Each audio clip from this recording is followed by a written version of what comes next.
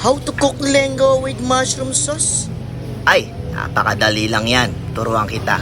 First, magpapakulo lang po tayo ng dila. Pag napakuluan po natin ng bagya, tatanggalin po natin yung puti. Mismong puti ng dila. Marumi po yon. Pagkatapos, ihiwain po natin ng paislan. Dapat sa paghiwa natin, hindi makapal at hindi masyadong manipis. Pag sobrang nipis, madudurog naman po yan. Dapat tama lang. At oras na para sintensyahan na yung dila na yan. Una, maglalagay tayo ng kalahating butter. Hindi po tayo gagamit ng mantika, butter ang gagamitin natin. Next, chop off onion. Hindi tayo gagamit ng bawang.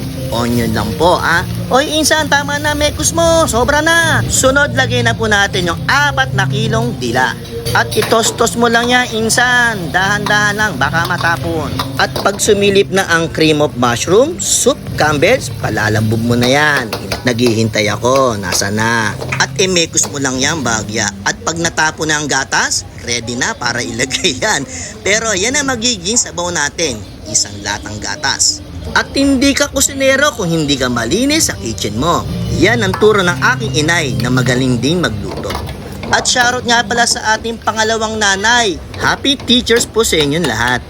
Sunod natin, maglalagay po tayo ng puting paminta or white pepper. At ito na mga ayaw nyo, magic sarap.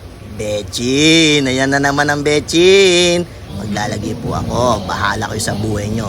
At ang ating papaalat, asin.